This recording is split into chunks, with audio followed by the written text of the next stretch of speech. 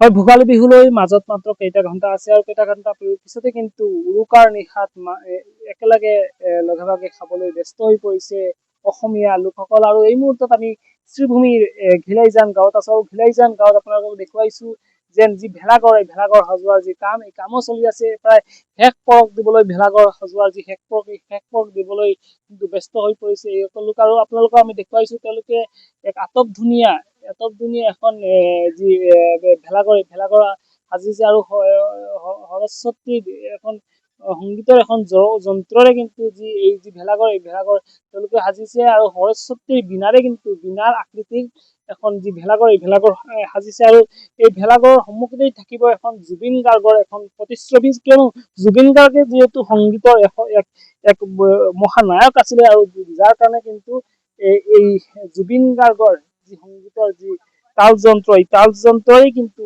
নিৰ্মাণ কৰা হৈছে এইখন ভেলাঘৰ। আৰু আপোনালোকক ND24 আমি দেখুৱাইছো, এয়া হৈছে শ্ৰীভূমিৰ পৰিৱেশ।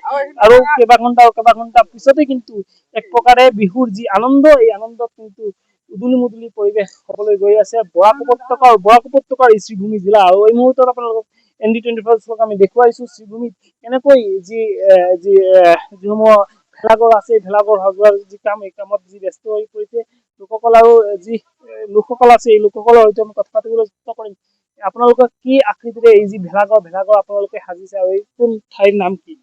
বৰ্তমান এই গাঁওখনৰ নাম হৈছে ঘিলাইজান, য'ত আমি উপস্থিত আছো।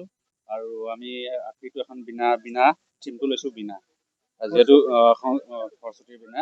যিহেতু জুবিনদাৰ সংগীত জগতৰ লগত জড়িত আছিলে আৰু সংগীত জগতৰ মূল আমি বিনাকে ধৰিছো, সেইকাৰণে বিনাখনকে আমি প্ৰাধান্য দিছো এইবাৰ ভোগালী বিহুত। উৰুকাৰ নিশা এইখন ঘৰতে লগে ভাগে এসাঁজ খাব নেকি? হয়, নিশ্চিতভাৱে আমাৰ সমূহীয়াভাৱে গোটেই ৰাইজ আহি আমাৰ উৰুকা নিশাৰ ভোজ ইয়াতে। আচলতে যিহেতু ভোগালী বিহু অৰ্থাৎ ভোগৰ উৎসৱ ভোগালী, খোৱা বস্তু কি আছে আয়োজন, কি কব? খোৱা বস্তু ক'বলৈ গ'লেতো ভোগৰ উৎসৱ ভোগালী, আৰু এই ভোগৰ কাৰণে আমি এই বিহুটো উদযাপন কৰো।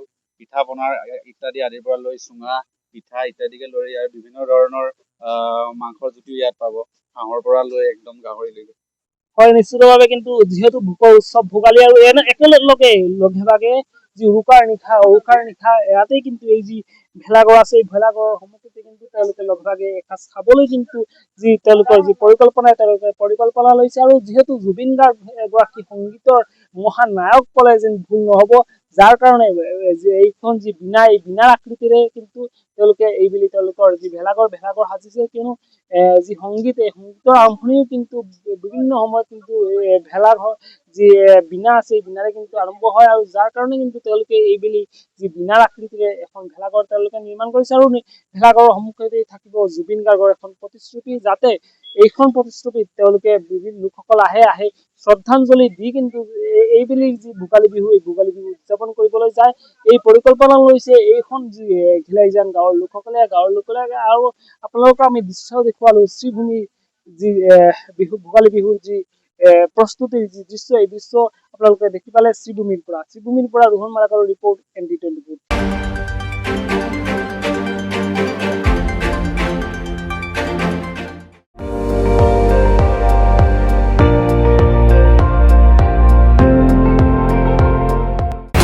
আপুনি চাই আছে ND24, সৰ্বশ্ৰেষ্ঠ নহয় সৰ্বোত্তমৰ দৌৰ।